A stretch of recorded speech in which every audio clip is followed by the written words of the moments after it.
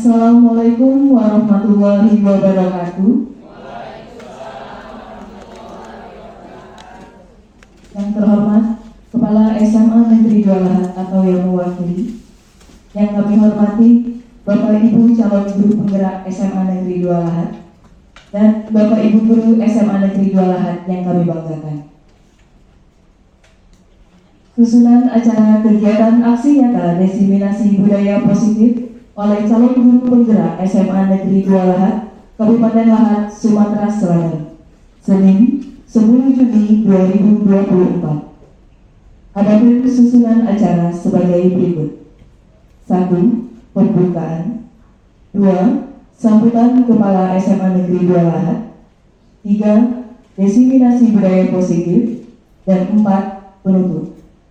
Baik Bapak Ibu yang kami hormati, untuk membuka acara kita pada siang hari ini, marilah bersama-sama kita mengucapkan lafaz basmalah. Bismillahirrahmanirrahim. Selanjutnya, sambutan Kepala SMA Negeri 2 Lahat sekaligus membuka kegiatan aksi nyata diseminasi budaya positif yang dalam hal ini akan diwakili oleh Wakil Kesiswaan SMA Negeri 2 Lahat. Kepada yang terhormat Ibu Suratni SPD, kami persilahkan.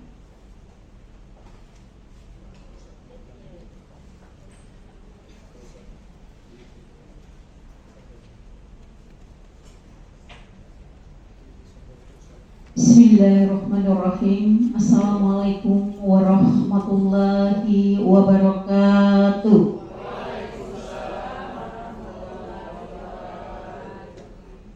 Alhamdulillahirabbil alamin. Assalatu wassalamu ala asyrofil anbiya'i wal mursalin wa ala alihi washabbihi ajmain.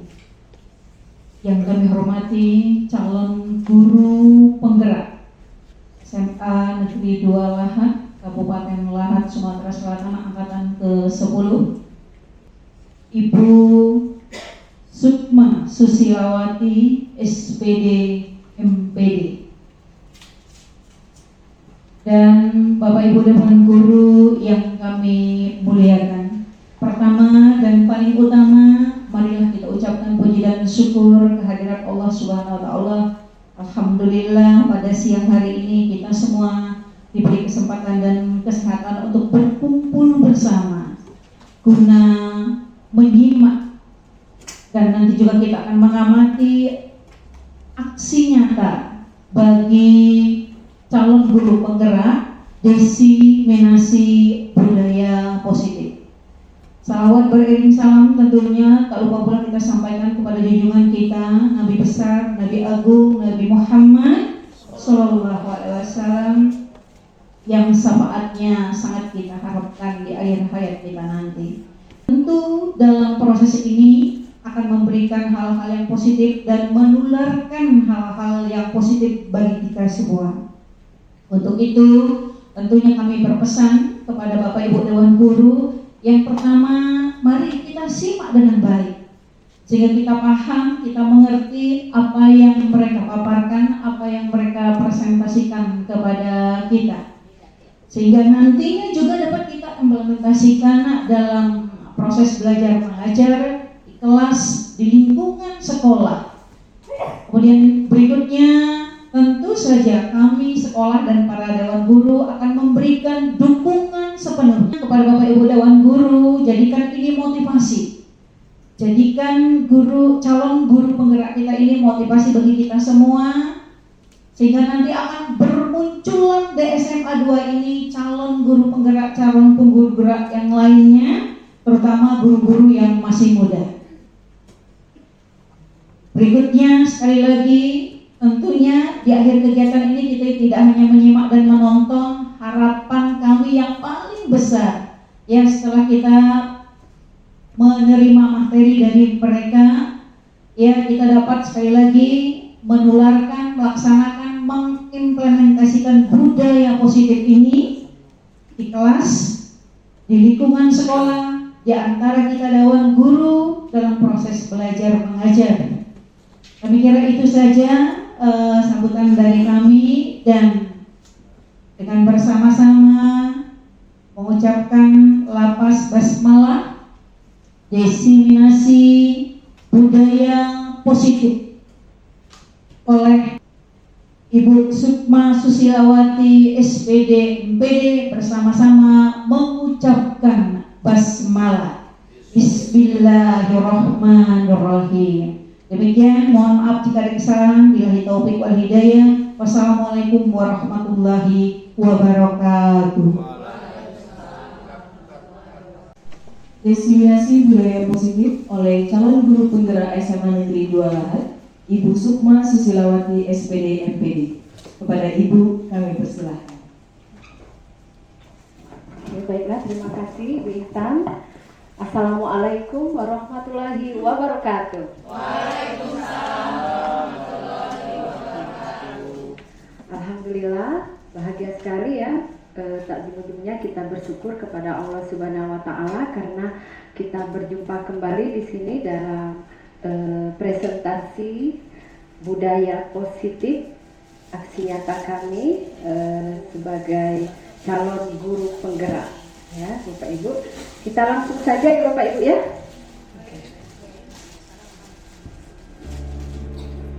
Oke, sebelum memulai kita sepakati dulu forum diseminasi kita ya. Maksudnya di sini kita ada kesepakatan forum gitu yang harus kita yakini bersama yang akan kita laksanakan pada acara hari ini. Nah, di sini sudah saya kasih contoh dua. Bagaimana Bapak Ibu? Apa perlu diganti atau ada tambahan? Boleh ya? Ya, yang pertama menghargai siapapun. Dalam acara ini kita harus saling menghargai gitu ya. Kemudian menjadi pendengar yang baik. Apa ada tambahan lain? Boleh nanti ditambahkan. Selanjutnya, nah di sini saya jelaskan terlebih dahulu. Mungkin bingung nih apa nih judulnya kok budaya positif. Nah ya, jadi budaya positif itu sebuah konsep yang mengacu pada pola-pola perilaku, nilai-nilai, norma dan sikap yang mendukung pertumbuhan, perkembangan dan kesejahteraan individu dan kelompok ya. Jadi untuk lebih memahami konsep ini coba kita mempraktekkan dulu ini permainannya, cobalah buka permainannya ya. Nanti di sini Bapak Ibu mengepalkan tangan masing-masing ya. Kemudian saling berhadapan nih, cari pasangannya masing-masing ya. Kemudian bayangkan ya Bapak Ibu ya, di genggaman tangan Bapak Ibu itu ada barang yang berharga, ada barang berharga. Misalnya apa barang berharga? Ada uang, ada emas, intan gitu. Ya, dan perlu dijaga itu, perlu dijaga barangnya ya. Karena barang tersebut sangat penting untuk Bapak Ibu. Jadi pegang ya. Kemudian saling bergantian, berpasangan gitu, membuka pasangannya. Mau apa tidak pasangan yang membuka gitu. Ya, coba tanyakan ke pasangannya.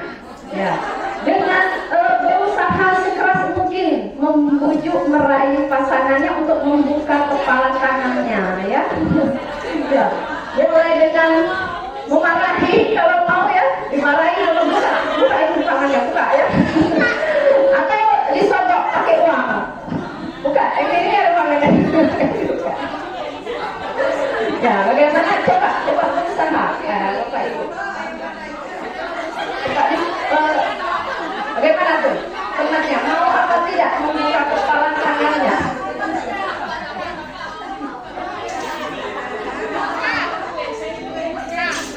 Bagaimana? Ada yang mau menuruti temannya membuka tangan? Coba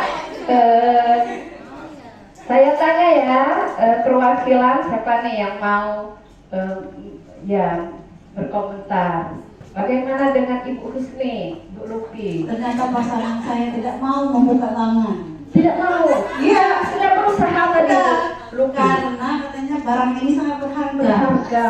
Tidak boleh dibuka. Tidak boleh dibuka ya. Dipertahankan. Dipertahankan sekali. Kalau Bu Usti Nah, bagaimana Bu? bisa merayu Bu Lumi membuka tangannya? Sudah demikian lupa tadi dirayu-rayu juga tidak mau. Tidak mau juga membuka tangannya. Sama-sama mempertahankan. Pertahankan raga. Oh iya, itu kalau ibu ya. Coba kalau bapak-bapak ini siapa ya? Pak Joko dengan ibu Opi ya. Ya. Bagaimana Pak Joko dengan rayuan ibu Opi tadi bisa membuka tangannya? Ini Bu, kebetulan pasangan saya tadi mau membuka tangan, tapi Ya. tidak mau membuka hati. Masya Allah, hatinya yang dibuka ya. Pak Joko sabar ya. Ya. Kalau Bu Opi bagaimana? Dirayu Pak Joko tadi untuk membuka tangannya? Kebalikannya Bu, dia mau membuka hati tapi tidak mau membuka tangan. Iya, tetap Pak Joko bersikeras tidak mau memperlihatkan barang berharganya tadi ya Pak Joko ya. Iya, tidak mau. Oke. Coba alasannya apa? Kenapa Bapak Ibu tidak mau membuka tangannya? Siapa yang mau berkomentar? Coba Ibu. Kenapa sih tidak mau? Ya. Ada Bapak Ibu? Kenapa tidak mau? Oh iya, ya, karena barang itu sangat berharga, rahasia pribadi ya. Iya. Oke, kita lihat apa sih sebenarnya atau kontrol untuk membuka kepala tangan kita. Siapa? Iya, kita sendiri yang menentukan kita mau buka tangan kita atau kita pertahankan, kita tetap tutup. Nah, tergantung pada diri kita sendiri dan kita punya alasan masing-masing sesuai kebutuhan kita, ya Pak Ibu ya. Nah, ini rahasia saya, orang lain tidak boleh tahu. Ya, itu kan kebutuhan dia, kenapa merahasiakan, gitu ya. Oke, kita lanjutkan. Nah, dalam menurut psikiater Dr. William Greiser dalam control theory yang kemudian hari berkembang ya dinamakan dengan choice theory, meluruskan beberapa miskonsepsi ya tentang makna kontrol. Di sini berhubungannya dengan kontrol tadi ya. Jadi ada ilusi guru mengontrol murid.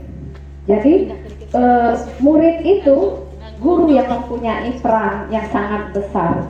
Siapa yang mengontrol murid? Itu kita guru yang punya peran besar untuk mengontrol murid. Bagaimana murid itu harusnya kita perlakukan.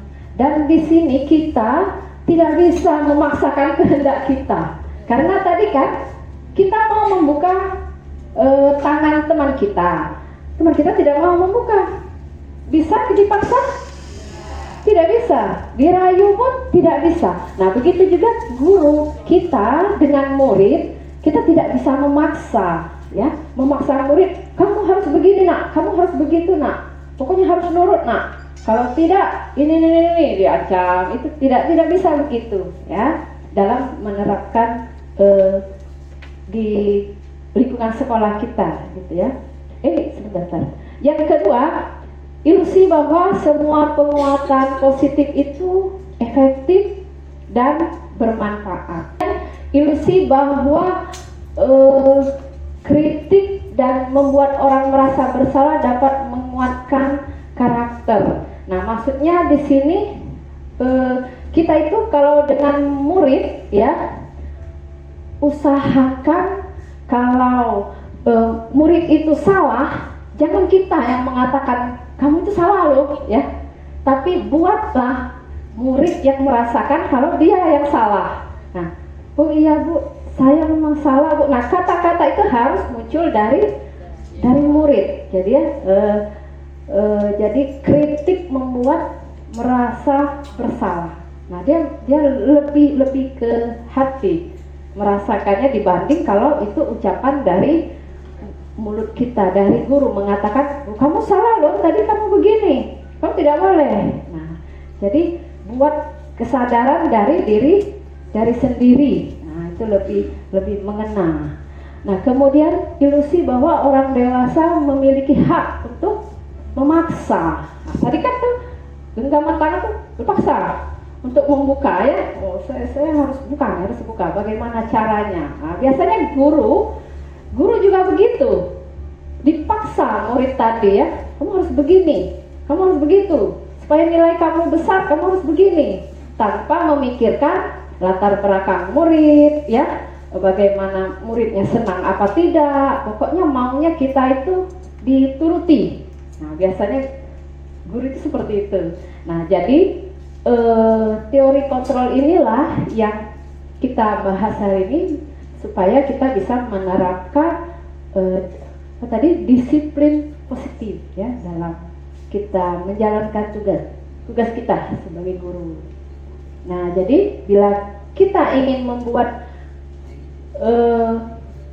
kemajuan perlahan ya, kemudian sedikit-sedikit ubahlah sikap atau perilaku Anda. Namun bila kita ingin memperbaiki cara utama kita, maka kita perlu mengubah kerangka acuan kita. Ubahlah bagaimana Anda melihat dunia, bagaimana Anda berpikir tentang manusia. Ubahlah paradigma Anda, skema pemahaman dan penjelasan aspek-aspek tertentu tentang realita. Jadi di sini kita belajar dalam kurikulum Merdeka ini kita mengubah gaya belajar kita menjadi paradigma baru ya, sesuai dengan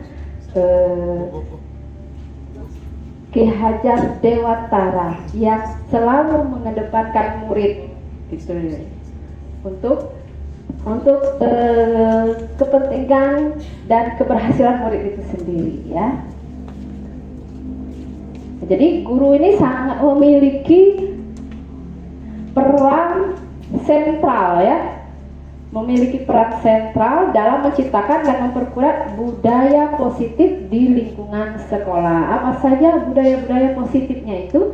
Nah, di sini ada disiplin positif, motivasi perilaku manusia, posisi kontrol, keyakinan sekolah, dan segitiga restitusi. Kita bahas satu-satu ya Ibu ya.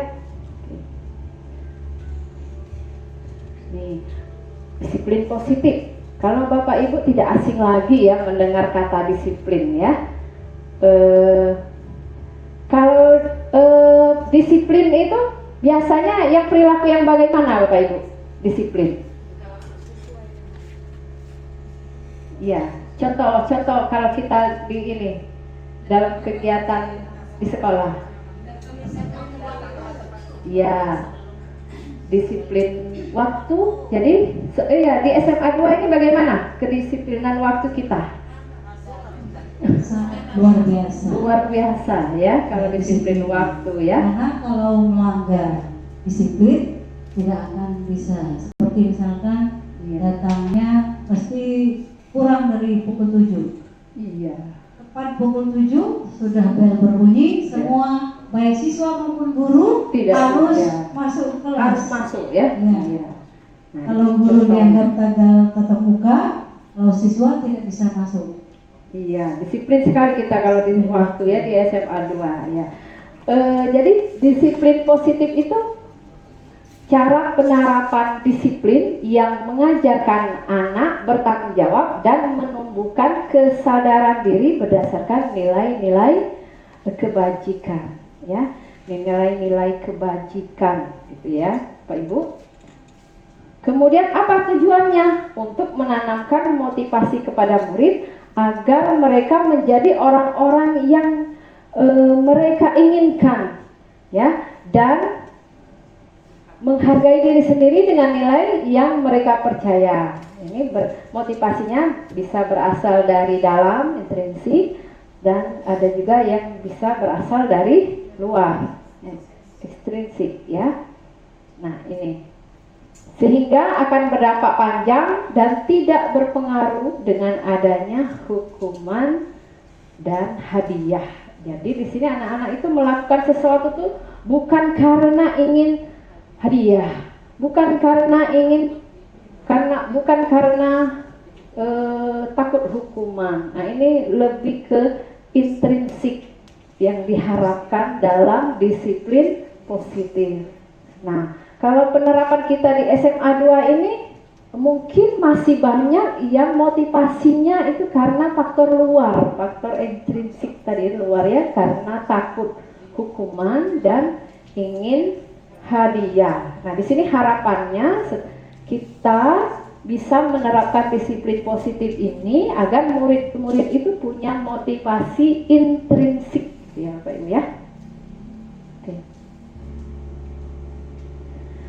Nah, tadi kan dijelaskan ada nilai-nilai kebajikan ya. Ya, dari nilai-nilai kebajikan.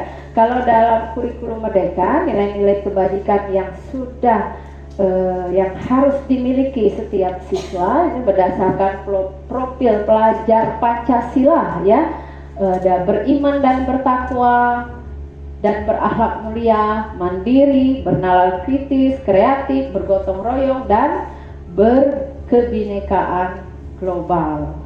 Tuh, ini profil pelajar Pancasila, nilai-nilai kebajikan yang harus dikuasai, dimiliki oleh murid-murid kita. Ya. Oke, sebelum lanjut nih, ada yang mau ditanyakan Bapak Ibu tentang ini tadi, yang disiplin positif? Apa lanjut? Lanjut dulu, oke. Nah, selanjutnya ada keyakinan sekolah atau kelas ya. Keyakinan sekolah atau kelas. Nah, jadi baru dengar ini Bapak Ibu? Keyakinan kelas atau sekolah, apa sudah ada yang menerapkan di kelas? Sudah ada yang menerapkan belum? Belum tahu ya? Oke, kita bahas dulu. Ya.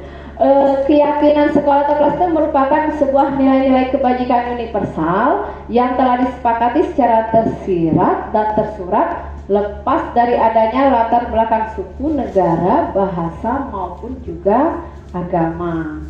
Jadi di sini untuk menekankan atau untuk mendisiplinkan siswa tadi, kita sebagai guru menerapkan keyakinan sekolah atau kelas gitu ya. Nah, ini ada ininya. Tuh, bagaimana pembentukan keyakinan kelas. Nah, sini ada rinciannya, pembentukannya ya Bapak Ibu ya. Bersifat abstrak ya kalimatnya nanti ya.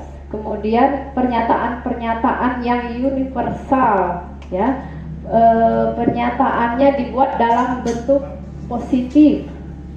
Kemudian hendaknya tidak terlalu banyak sehingga mudah diingat. Kemudian sebaiknya diterapkan di lingkungan tersebut dan semua warga hendaknya ikut berkontribusi. Ya, ada contohnya kalau Bapak Ibu masih bingung ya, ini contohnya. Nah, ini ada contoh, ini di kelas SD ini ya, kelas 1 SD, ini contohnya kalimat keyakinan kelasnya. Kemudian kelas 5, kelas 7.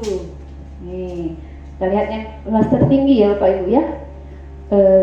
Ini disepakati bersama, didiskusikan dulu di kelas ya, didiskusikan, dijelaskan dulu dengan murid-murid. Ya, kesepakatan kelas. Kemudian kalimatnya kita tentukan nilai-nilai kebajikan apa yang harus kita capai di kelas itu ya.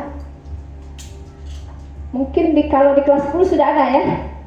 Ya, yang sudah diterapkan oleh Ibu Isita yang ngajar kelas 10 ya.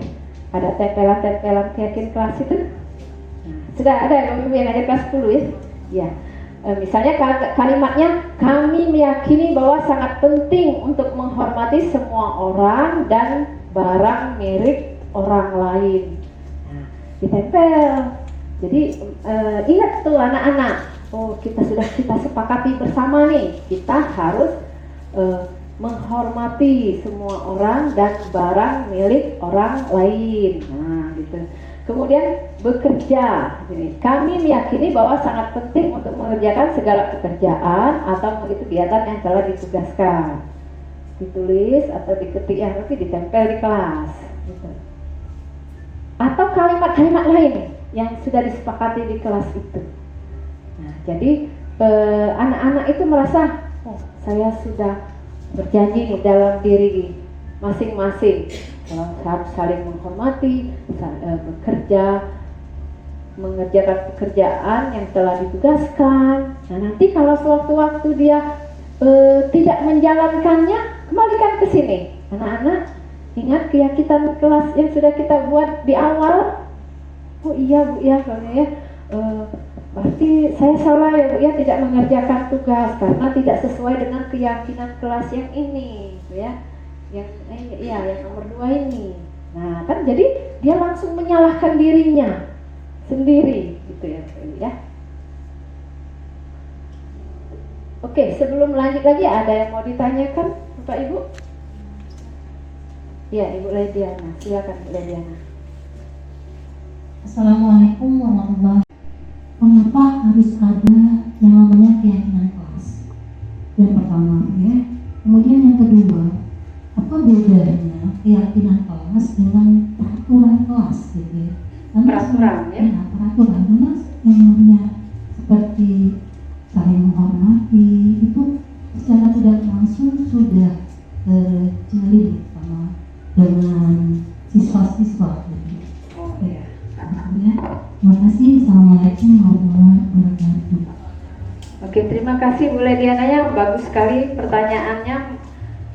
Mengapa keyakinan kelas bukan peraturan kelas, ya?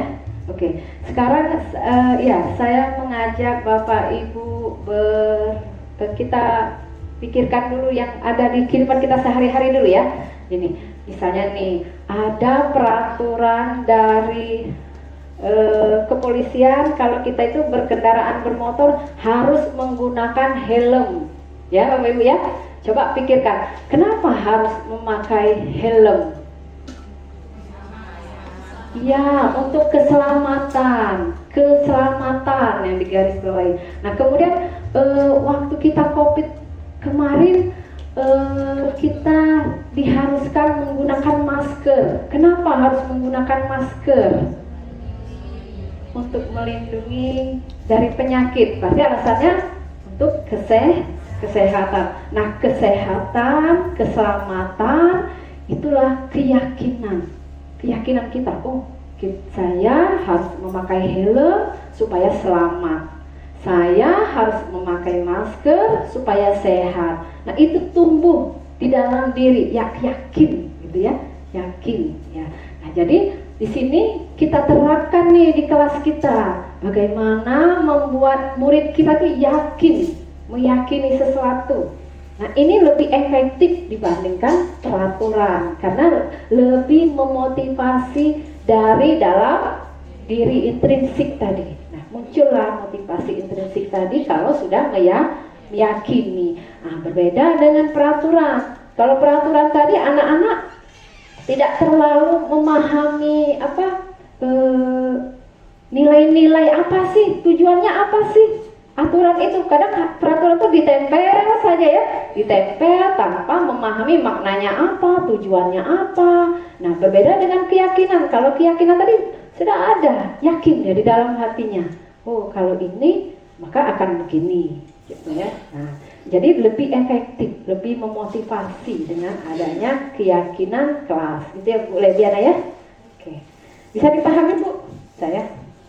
Selanjutnya yang ketiga, manusia itu ada 2, ada 3, ada motivasi eksternal ada 2, karena tidak nyaman, karena ingin hadiah tadi, dan motivasi internal dari dalam diri. Nah, sekarang saya tanya dulu nih Bapak Ibu, kenapa Bapak Ibu datangnya pagi-pagi?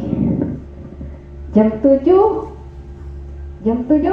sudah hadir nih di sekolah. Ayo Bapak Ibu, kenapa?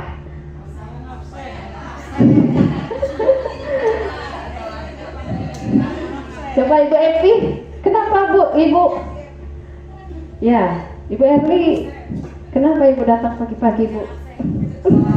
Tujuan pertama datang ke sekolah supaya tidak terlambat, tujuan Ya. pertama. Yang kedua ada motivasi lain, yaitu absen, salah satu untuk Iya. disiplin dan kinerja di sekolah. Iya. Kemudian yang ketiga juga untuk memberikan contoh pada siswa bahwa guru tidak terlambat dari mereka. Jadi sesuai kita memberikan peraturan, di mana kita juga mentaati peraturan yang telah dibuat. Terima kasih. Wah, sekali Bu Erli ya. Jadi ada faktor eksternal, ada juga faktor internal ya Bu Erli ya. Karena ada absen tadi. Kenapa Ibu tidak melanggarnya? Kenapa harus absen? Iya. Karena ingin penilaian, berarti karena ingin hadiah ya. Dapat nilai yang bagus, ingin dihargai ya. Ya, bukan karena takut dimarahin kepala sekolah. Bisa jadi juga.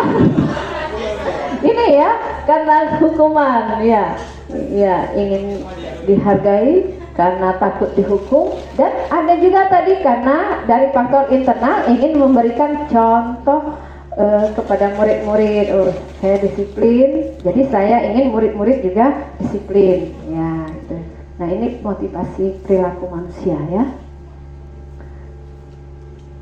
Nah, Bapak Ibu, jenis pendekatan disiplin tadi ada hukuman, konsekuensi, dan restitusi. Nah, ini mirip-mirip tapi beda ya Bapak Ibu ya. Nah, hukuman ini bersifat tidak terencana atau tiba-tiba ya.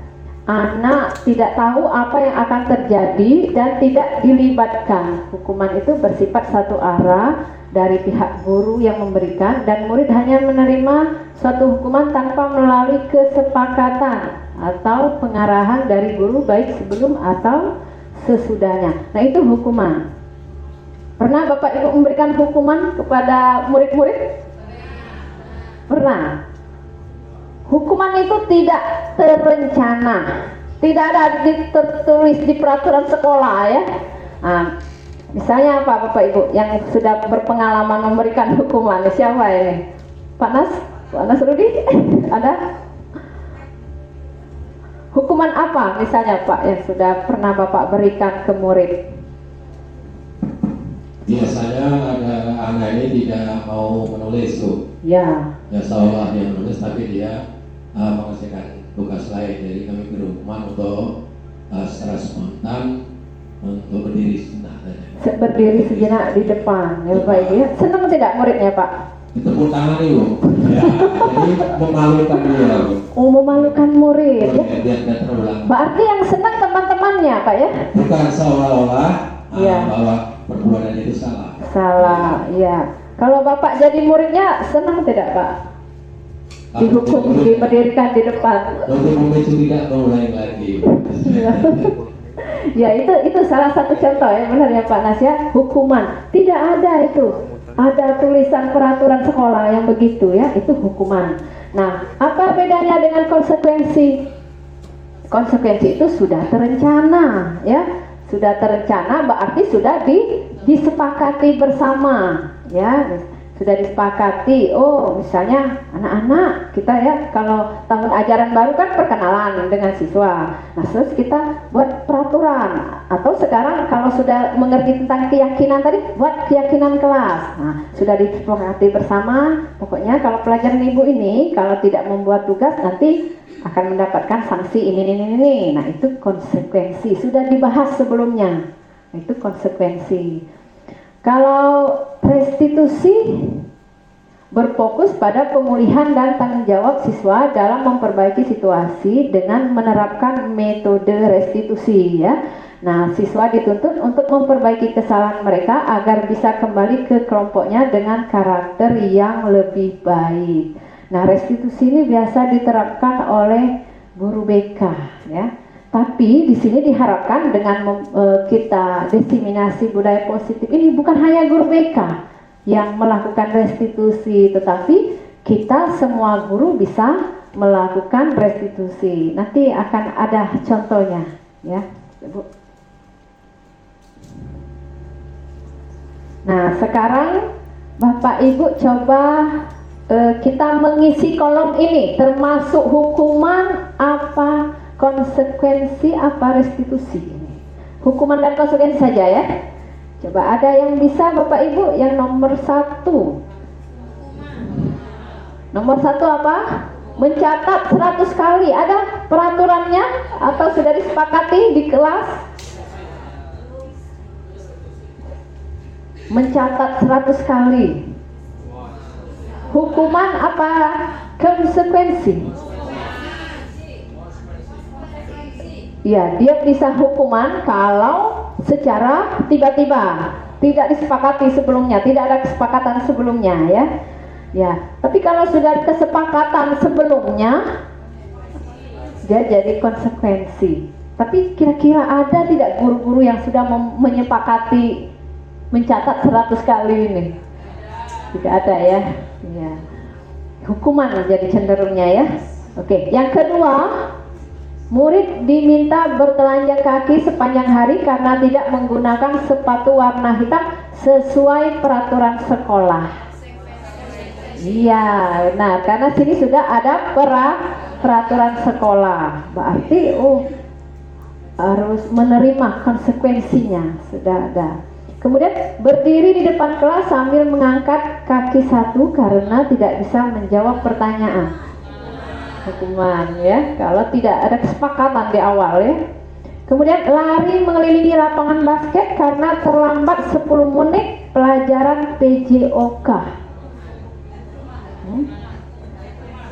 Biasanya nih, mana ada guru PJOK? Ibu Epi, ada kesepakatan seperti ini? Tidak boleh terlambat nak ke lapangan. Kalau terlambat, ini yang akan kalian terima. Ada? Berarti ini termasuk apa? Konsekuensi, lebih ke konsekuensi kalau sudah disepakati sebelumnya, ya. Ini supaya anak tidak terlambat, ya. Oke. Jadi sudah tahu bedanya Bapak Ibu, ya, antara hukuman dan konsekuensi. Oke, kita ice breaking dulu supaya tidak tegang, ya Bapak Ibu, ya. Ya. Silakan berdiri Bapak Ibu.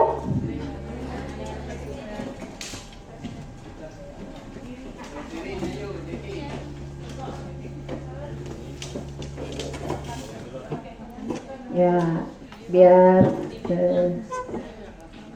semangat, ya.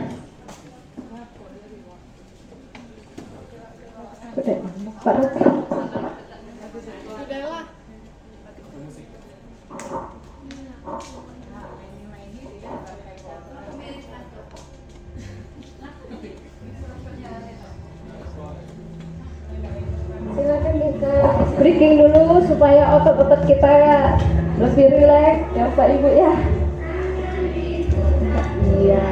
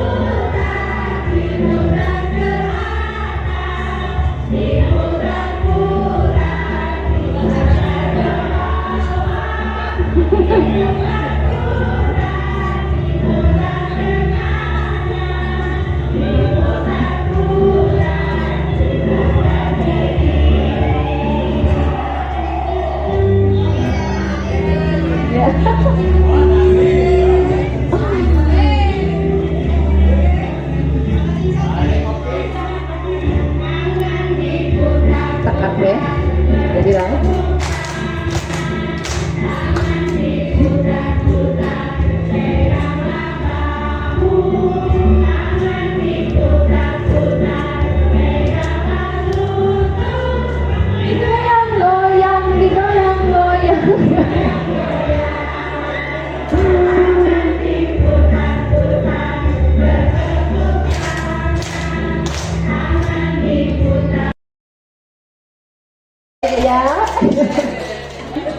Oke, bagaimana kalau lebih rileks Bapak Ibu setelah goyang-goyang?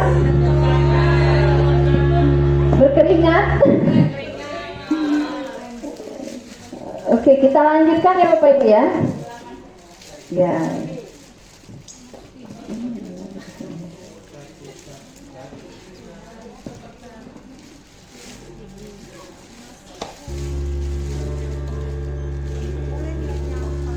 Tadi sampai ke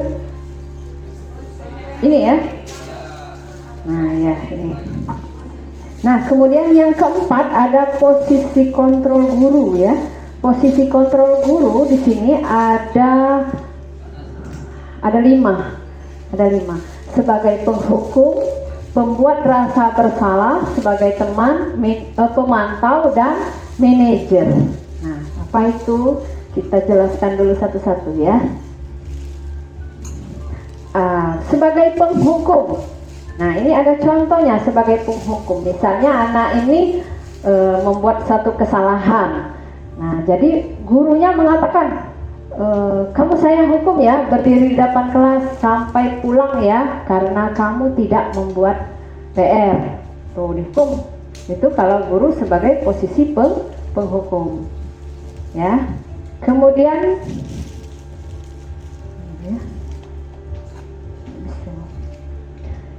ya, yang kedua pembuat rasa bersalah. Nah kadang kita sebagai guru pernah melakukan ini ya. Misalnya kata-katanya begini, ada murid kesini pajar nih ya, jadi melakukan kesalahan, tiduran di kelas. Jadi anak-anak ibu gurunya mengatakan, ayo Pajar, makanya jangan tiduran, lain kali perhatikan. Gimana kamu Pajar, kamu tidak kasihan sama ibu ya? Ibu sudah capek-capek mengajar kamu, apa tidak kasihan sama ibu? Nah, jadi di sini seolah-olah membuat Pajar itu dia itu bersalah, ya, menyalahkan, gitu ya. Jadi di sini posisinya membuat rasa bersalah. Jadi kalimat guru itu menyudutkan siswa, kalau siswa itu harus merasa dia itu salah gitu ya. Kemudian sebagai teman, nah ini gurunya sering memperlakukan muridnya itu sebagai temannya. Kalau ada yang bersalah, misalnya di sini nih tidak mengerjakan tugas ya, ayolah tugasnya dikerjakan, nanti nilai kalian kecil kalau kalian tidak kerjakan tugas. Nah tolong bantu ibu ya. Jadi tolong bantu ibu ya kerjakan tugasnya. Nah jadi di sini memposisikan dia sebagai teman karena dia akrab dengan murid ya. Biasanya ini guru-guru muda ya yang masih akrab dengan murid ini ya. Kemudian sebagai pemantau. Nah, guru ini ada juga posisinya sebagai pemantau. Contohnya begini, adik kamu terlambat 15 menit ya. Apakah kamu tahu, kamu sudah mengerti konsekuensinya yang harus dilakukan bila terlambat? Ini sudah membuat kesepakatan ya. Kemudian paham Bu, saya harus tinggal kelas pada jam istirahat nanti dan mengerjakan tugas ketinggalan saya. Nah, ini posisinya cenderung sebagai pemantau, ya, sudah menerapkan yang sudah disepakati, ya. Nah, yang terakhir sebagai manajer. Nah, guru sebagai manajer ini menggunakan langkah-langkah restitusi dalam menyelesaikan masalah. Nanti saya tampilkan contohnya bagaimana. Inilah posisi kontrol guru yang paling bagus. Jadi menyelesaikan masalah itu berpihak kepada murid, tidak menghukum tadi ya, yang sehingga merugikan murid. Posisi inilah yang paling bagus yang harus diterapkan oleh guru. Nah, kalau Bapak Ibu sekarang lebih condong ke posisi mana? Posisinya yang lebih sering diterapkan dengan murid, apa sebagai penghukum, sebagai teman, sebagai pemantau tadi, apa sudah ada yang sebagai manajer? teman dan pemantau ya. Ya. Penghukum kadang-kadang kadang-kadang ada. Nah, oke, kita langsung ini ya. Nah, namanya ini segitiga restitusi. Kalau mau menerapkan posisi kontrol sebagai manajer tadi ya, ada proses dialog yang dijalankan orang tua, guru agar dapat menghasilkan murid yang mandiri dan bertanggung jawab. Ada tiga langkah: menstabilkan identitas, validasi tindakan yang salah, dan menanyakan keyakinan. Nah, yang pertama menstabilkan identitas ya. Ini contoh ya, ini contoh dialognya. Jadi ini saya cepatkan saja ya Bapak Ibu ya. Nanti lebih enak langsung nonton videonya saja ya. Ya. Kemudian kedua, menanyakan keyakinan. Nah, maksudnya menanyakan keyakinan itu keyakinan kelas yang sudah kita sepakati. Apakah masih ingat anak-anak tadi kenapa dia melanggar padahal sudah ada keyakinan kelas, keyakinan sekolah gitu ya. Kemudian mana satu lagi ya?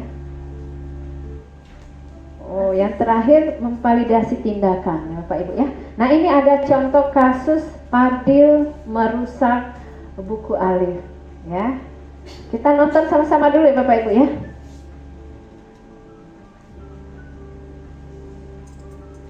Sebelum pelajaran berlangsung, terjadi keributan setelah Ahmad dan Fadil.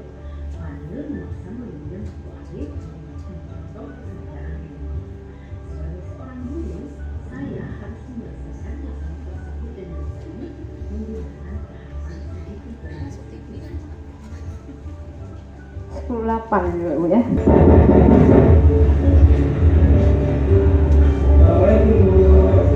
Waalaikumsalam. Masuk. Silakan duduk. Fadil.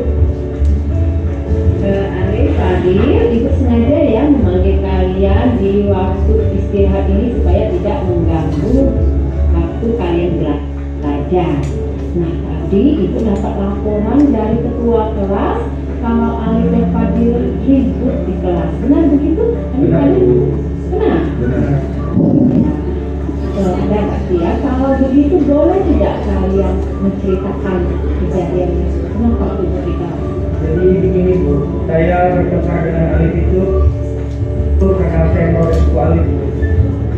Oh, jadi Fadil merobek buku Alif ya. Nah ya, coba Fadil, apa alasan kok bisa merobek buku Alif? Karena saya bisa Bu, karena Alif tidak menunjukkan pelatihan Alif untuk saya mencontek. Alif mau mencontek buku.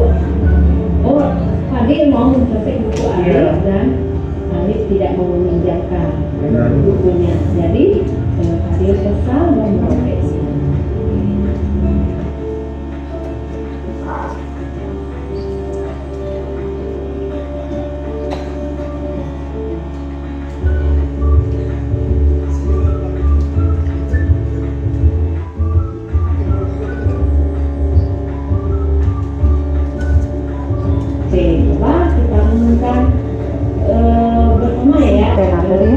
Fadil bahwa setiap orang itu memang punya namanya emosi ya, tetapi emosi harus kita kendalikan.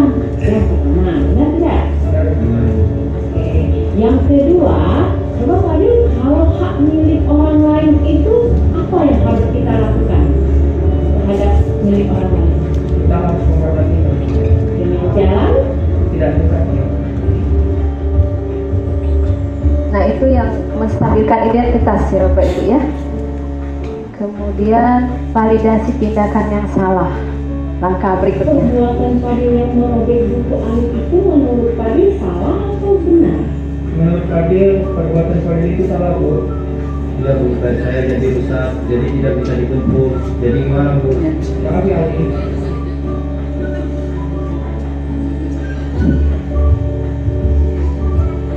Jadi di sini validasi tindakan yang salah ini murid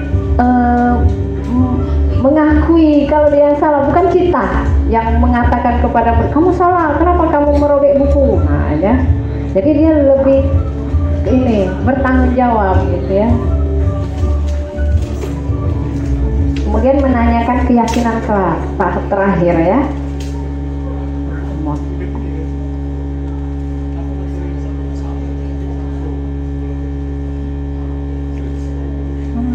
Perbuatan Fadil yang merobek buku.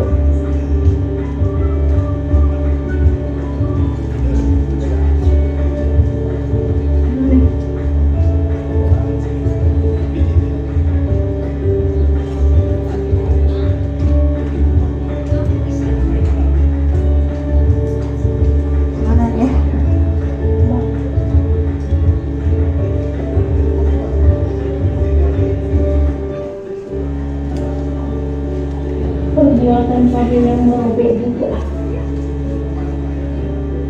Mohon maaf Bapak Ibu ya, ini sinyalnya tidak bagus. Ya, Fadil ini tidak keyakinan kelas yang kita di awal semester kemarin yang berkaitan dengan permasalahan ini. Ingat Bu, jadi kita itu harus menghormati sesama teman Bu, dan harus bertanggung jawab.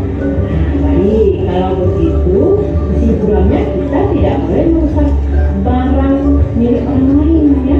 Selanjutnya Ibu ingin tanya nih kepada Fadil, apakah ada solusi dari masalah ini? Ada Bu, jadi saya harus meminta maaf kepada Alif karena sedang merusak bukunya. Selain itu bagaimana caranya? Saya harus mengganti buku Alif yang telah saya robek. Oke, sekarang Ibu minta tanggapan Alif. Bagaimana Alif tanggapanmu? Saya terima maaf dari Fadil dan keinginannya untuk mengganti buku yang dirobek. Tapi Bu, saya bagaimana Bu harus dihubungan ini? Jadi Alif menerima solusi yang ditawarkan oleh Fadil ya. Nanti Fadil setelah membelikan buku baru untuk Alif, bantu Alif ya untuk menempelkan memperbaiki buku Alif yang rusak tadi ya. Jadi Alif bukunya dibelikan yang baru, kemudian dibantu memperbaiki kembali PR Alif ya. Baik Bu. Oke, ya Fadil apakah ada akan mengulangi lagi nih perbuatan yang sama di depan hari? Tidak Bu, saya berjanji tidak akan mengulangi perbuatan saya lagi. Baik ya, kemudian kalian berdua selanjutnya harus saling berkomunikasi, bergaul seperti biasanya. Jangan permasalahan ini membuat kalian tidak mau berteman lagi ya. Baik Bu. Oke, karena kalian sudah menyelesaikan permasalahan ini, silakan kalian untuk beristirahat di luar dan jangan lupa saling bermaafkan dulu ya. Maaf ya Alif. Ya, baik. Ya silakan kembali lagi ke kelas ya. Permisi Bu. Terima kasih Bu. Nah itu tadi Bapak Ibu ya, tahap-tahap yang dilakukan guru kalau ingin sebagai posisinya sebagai manajer tadi ya, jadi menyelesaikan masalah dengan langkah-langkah segitiga restitusi. Assalamualaikum warahmatullahi wabarakatuh. Nama saya Fadil, kelas 10-8. Saya senang sekali setelah mendapatkan bimbingan dari Ibu Sukma untuk menemukan solusi permasalahan saya dan teman saya yang bernama Alif. Saya menyadari kalau tindakan saya yang emosional merobek buku Alif itu salah. Saya akan merubah sikap saya untuk lebih menghargai atau menghormati teman dan tidak emosional lagi. Terima kasih. Wassalamualaikum warahmatullahi wabarakatuh. Assalamualaikum warahmatullahi wabarakatuh. Nama saya Alif dari kelas 10-8. Saya senang sekali mendapatkan bimbingan dari Ibu Sukma untuk menemukan solusi permasalahan saya dan teman saya Fadil. Saya harus lebih banyak bersabar dan menghargai teman. Sekian, terima kasih. Wassalamualaikum warahmatullahi wabarakatuh. Saya yakin bisa ya Bapak Ibu ya. Nah, jadi kesimpulan di sini budaya positif adalah iklim yang menjadi satu kebiasaan sekolah dan telah mengakar kuat sesuai dengan filosofi Ki Hajar Dewantara yang berpihak kepada murid sesuai kodrat alam dan kodrat zaman. Demikian Bapak Ibu presentasi saya. Ada yang ingin didiskusikan kembali? Apakah sudah jelas? Bisa kita praktekkan bersama-sama Bapak Ibu? Semangat ya supaya bisa ke posisi manajer tadi, menyelesaikan masalah murid-murid kita dengan segitiga restitusi. Jadi masalah selesai, murid menjadi senang ya, dan mengakui kesalahannya dan mau memperbaiki dirinya. Oke, terima kasih Bapak Ibu atas perhatiannya. Terima kasih banyak ya atas waktu dan kesediaannya sudah menghadiri diseminasi budaya positif dari saya. Wassalamualaikum warahmatullahi wabarakatuh.